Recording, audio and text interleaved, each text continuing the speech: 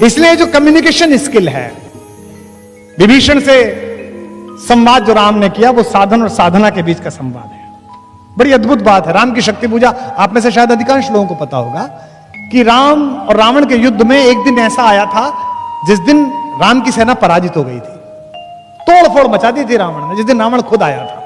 महाप्राण निराला ने कविता लिखी है राम की शक्ति पूजा। रवि हुआ अस्त ज्योति के पत्र पर लिखा, अमर रह गया राम रावण का अपराजेय समर। आज का तीक्ष्ण विदिक्षिप प्रकर वेग प्रखर, शतशैल शंवरणशील नील नवगर्जित स्वर, विच्युत वन्य राजीव नयन हत लक्ष्मण, लोहित लोचन रावण मदमोचन महायान। ऐसी कविता लिखी है। उस दिन सब बेहोश हो गए, सुग्रीव बेहोश हो गया, सौमित्र बेहोश हो गए, लक्ष्मण सब बेहोश हो गए। राम लौटे तो राम बहुत दुखी थे। जामवंत ने समझाया, जामवंत सबसे सीनियर है सेना में, मतलब सबसे फाइनल पोजीशन पे, ब्रिगेडियर जनरल से भी ऊपर हैं।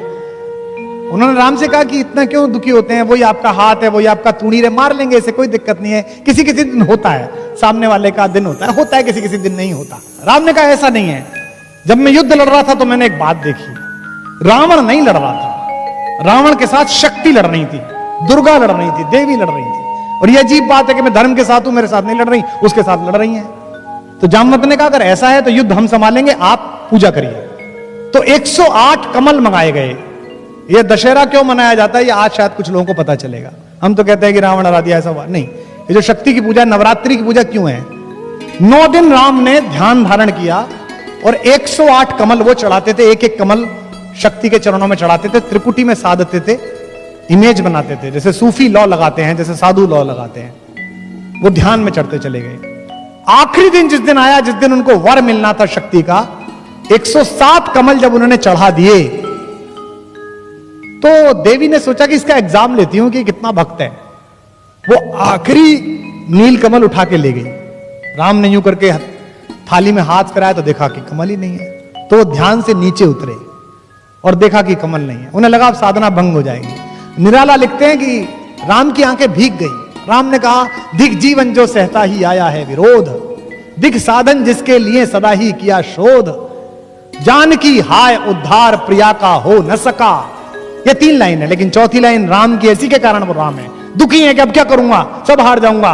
दिख साधन जिसके लिए सदा ही किया शोध, दिख जीवन जो सहता ही आया है विरोध, जान की हाय उद्धार प्रिया का हो न सका, पर एक और मन रहा राम का जो न थका। उन्होंने कहा ऐसे थोड़ी चलेगा, ऐसे पूजा थोड़ी उठा दूंगा। तो राम ने क्या किया?